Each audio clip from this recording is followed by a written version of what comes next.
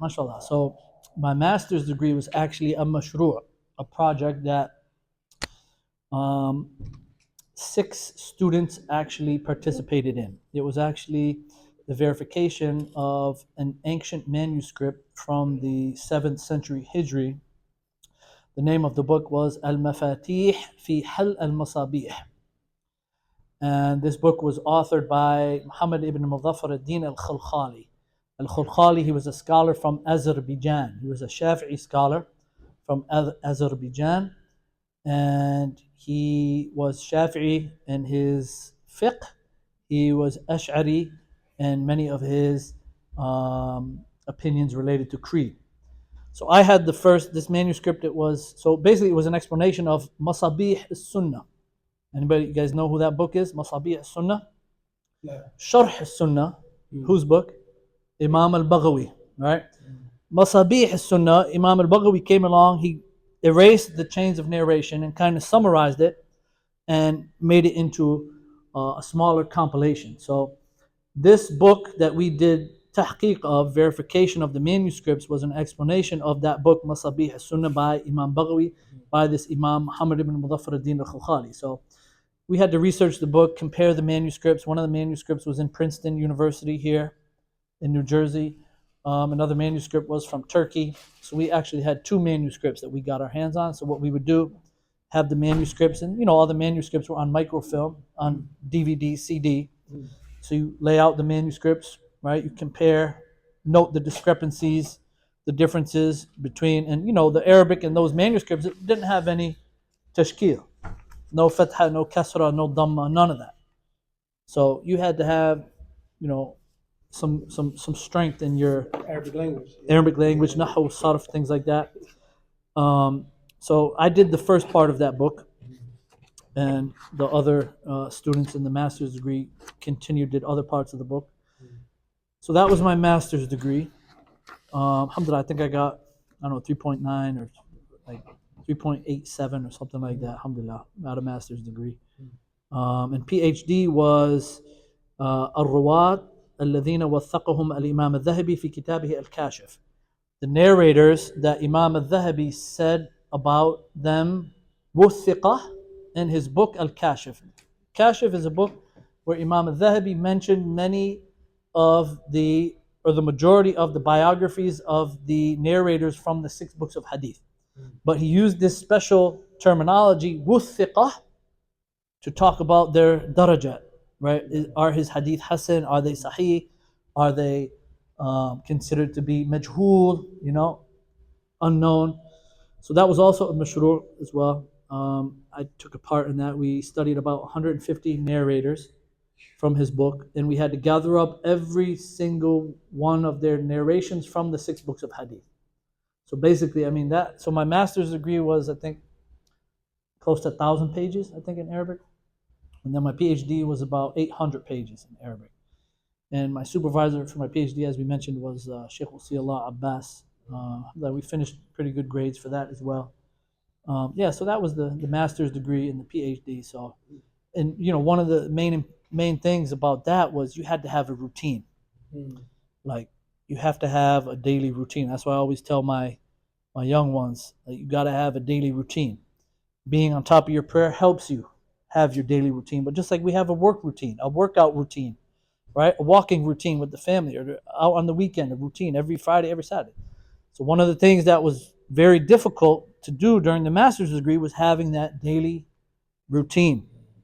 I'd go to the university, shut off my phone. MashaAllah, what's up, Shay? How are you doing it? Go into the library, into the cubby. I couldn't sit in an open spot. I'd be easily distracted. Sit in the cubby, phone off, start typing. Type from 9 a.m. until Dhuhr every day, 5 days a week. That was my routine. They say, at-taqra yu'allam ash-shattar. The repetition teaches you how to be a master, the professional. So, and similarly with the PhD. So the PhD, finished my first year of studies, 2016. Started in 2016. I think, ended 2017. And then I came back to the States and did my writing here. So I would correspond with Sheikh Wasiullah Abbas through the internet, through emails. He would review my work. And, he was like, look, you're a sheikh already. I don't mean to say that, right? Forget that, erase that. He's like, you're a sheikh already. You don't need me to review or supervise your work. You already know what you're doing. Because, it was kind of like, with the narrators, it's the same. It's kind of like a mathematical problem. You're solving, okay, this is Wuthib, this is the narrator, these are his narrations. You know how to look into those narrations. You know how to look into the chains of narration. You know how to figure out the problem yourself. Now do the same thing with the next narrator, the next narrator, the next narrator. So Sheikh many times, would advise me, hey, you got some grammatical mistakes. Of course, fix them. Maybe, title headings and things like that. Change those, add those, erase those, take those off. So, but Sheikh Wasiullah was like a father figure to me, man. Like he was always, I was very close to him, man. And then the one who took the reins after me, I think, was Brother Riyadh from Canada. He became very close to the Sheikh, but I tried to spend as much time. And these guys, they lived right by Sheikh Wasiullah all the time. I'd go over there and they wouldn't even know I was over there sometimes. You know what I mean?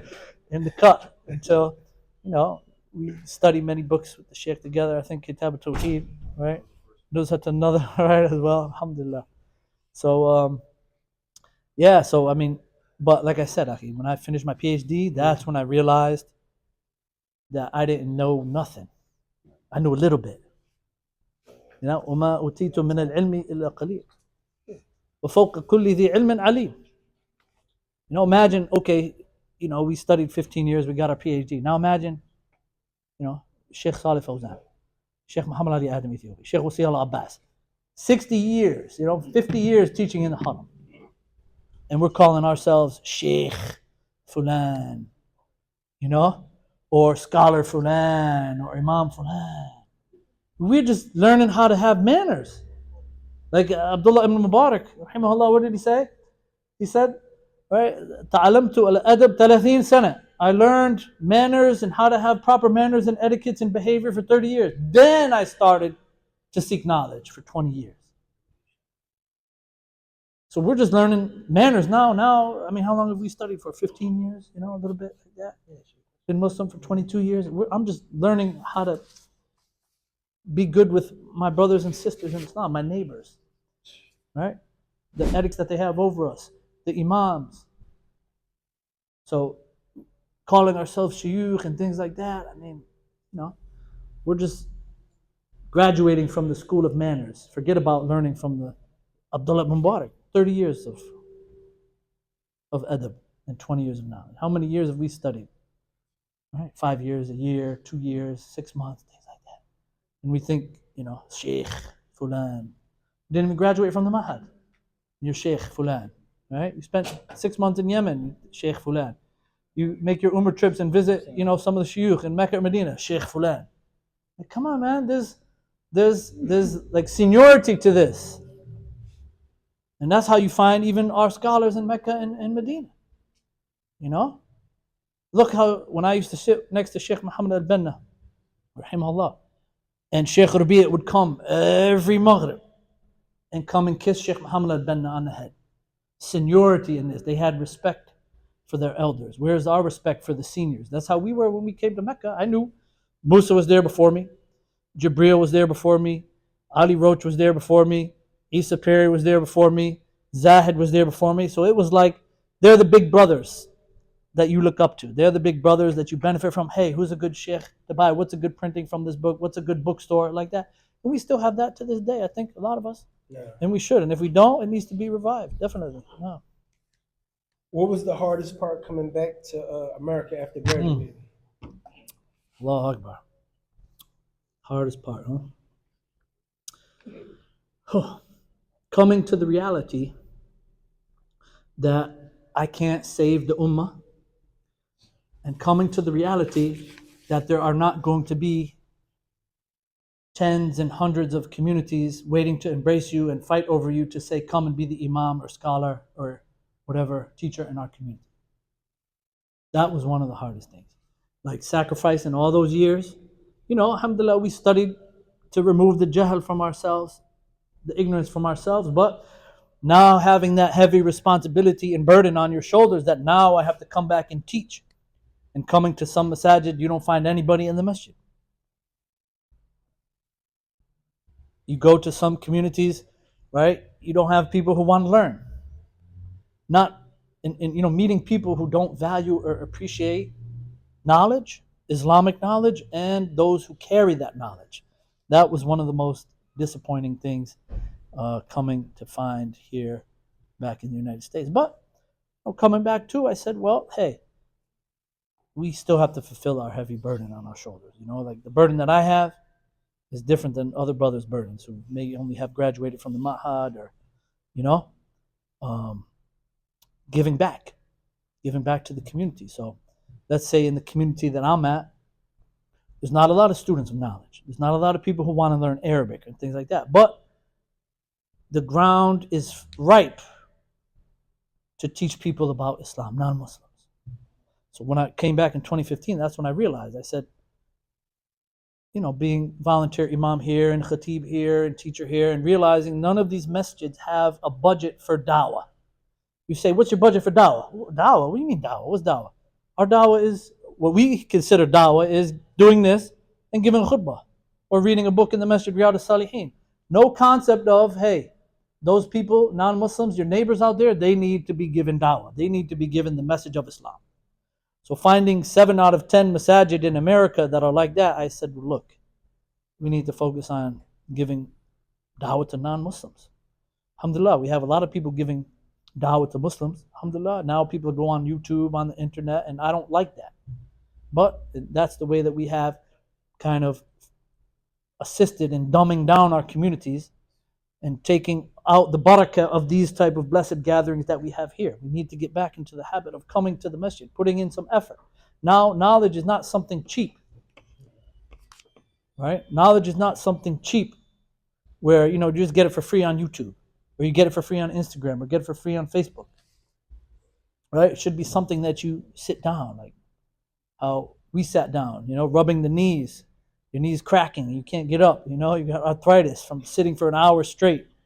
You're so, embarrassed to straighten your foot in front of the sheikh, so you sit still, like if there was a bird on your head, because you're worried that the sheikh might, become upset, or other brothers might reprimand you, or, advise you and things like that. So, that was one of the things, and realizing too that, hey, we have a lot of work to do. The work never stops. The work never stops. The most important thing is that we tread upon the path and we die upon the path. May Allah make us, inshallah, upon the straight path and enable us to die upon it. Not that we reach the goal. Our goal is Jannah. Alhamdulillah, you're never going to reach your goal here in the dunya. It's never going to stop. Right? Talibani la yashba'an. 2 types of students or seekers are never satiated, never fulfilled. The one who seeks knowledge and the one who seeks dunya. So we're always trying to learn. And the Prophet Muhammad he said, as it came in the hadith of Tabarani, he said, أحب الناس إلى الله أنفعهم للناس. The most beloved people to Allah are those who are the most beneficial to mankind. So yes, educating our Muslim communities, this is fundamental, this is prime. But one aspect that will help us to better the situation amongst the ranks of Muslims is calling the non-Muslims to Islam, to clear up their misconceptions, the Islamophobia, right? You saying, oh, Muslims are terrorists? All right, come to our mosque. Listen to the Friday sermon.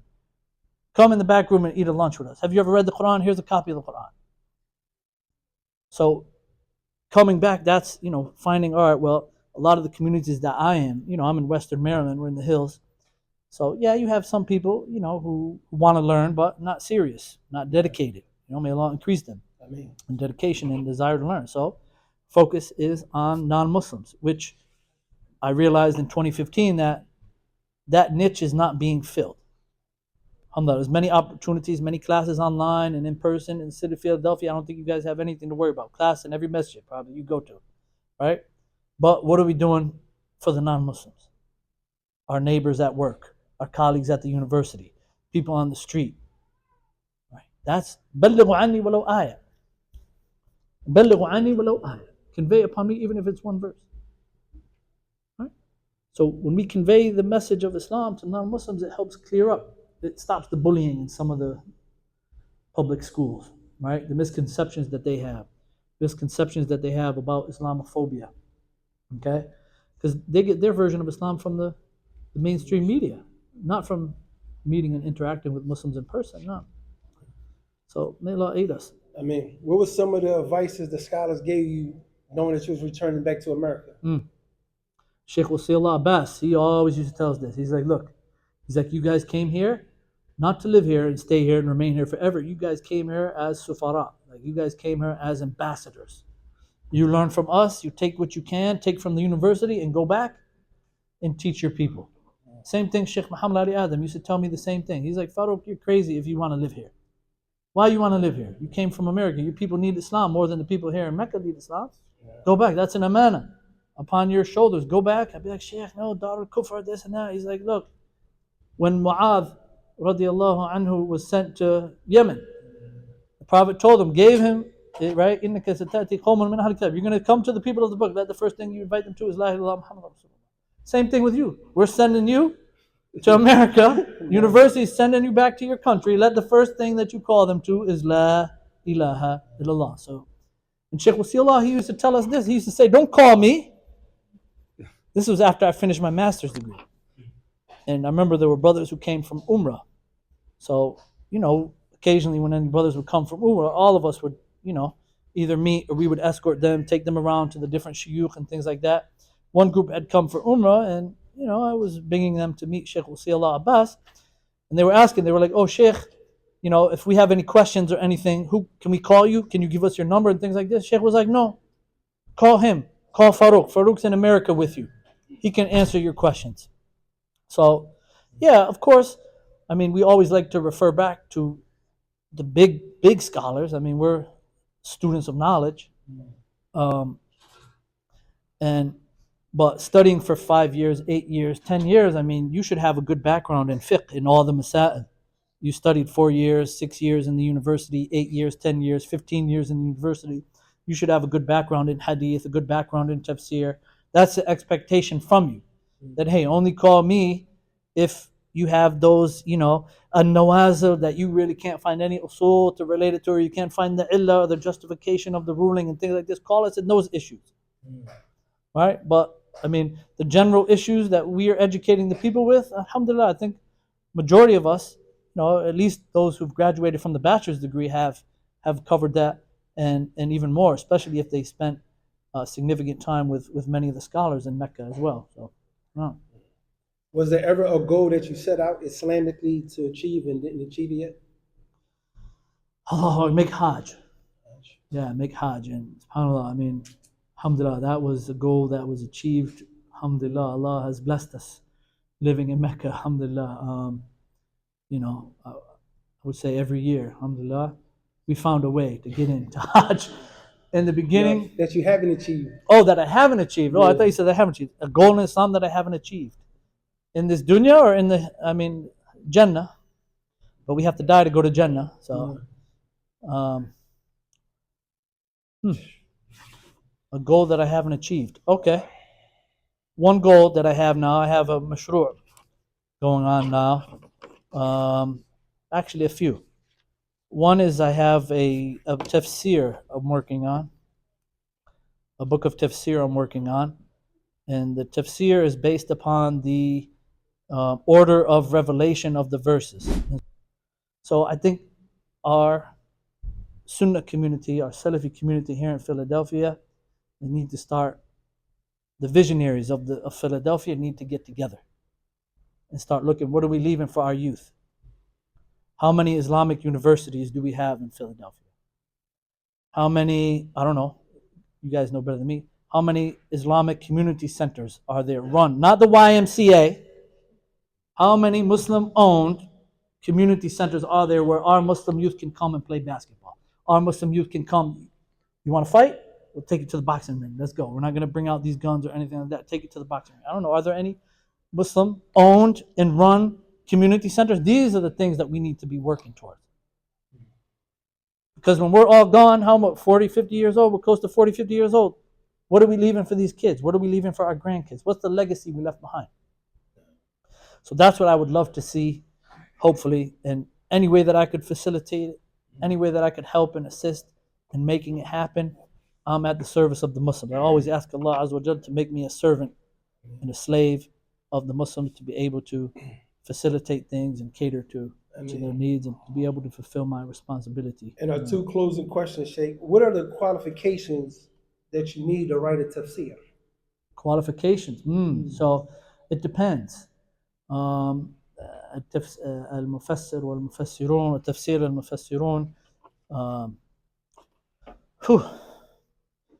First and foremost, have extensive and expansive knowledge of the Quran, memorization of the Quran, qira'at, the different qira'at of the Quran, different knowledge of nasikh wa mansukh, the abrogated and abrogating verses, extensive knowledge of nahu, extensive knowledge of sarf, extensive knowledge of balagha, extensive knowledge of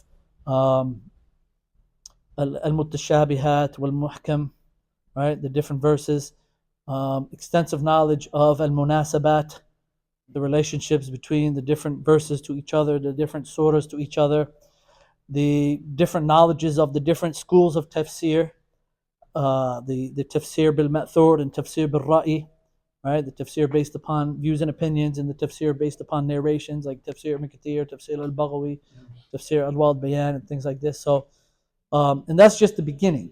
So I'm not even ahl to write an explanation of tafsir or explanation of the Quran. But what I do whenever I, embark upon a project to author a book, I look and see what's out there to the people, and I say, well, maybe this will be in addition to what's out there in the field. Like, in English we have Tafsir Ibn Kathir, which is Tafsir bil Ma'thur, we have Tafsir al-Sa'di, which is like Mukhtasar Jiddan, we have Tafsir, what's the other good ones in English? You have Mawdudi, but, we don't read that too much.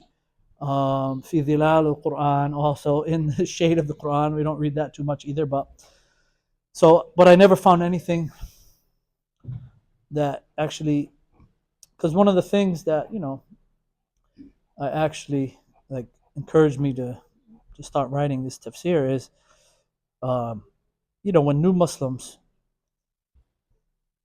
or revert Muslims or converts start getting into the tafsir of the Quran and start reading it from like Baqarah, then Ali Imran, then Nisa, then Ma'idah, then An'am, then A'raf. They're not sometimes catching the context. Like, okay, Fatiha, okay, we got it. But now, I want to understand the Quran and how, and be in line with the seerah of the Prophet Muhammad sallallahu alaihi wasallam.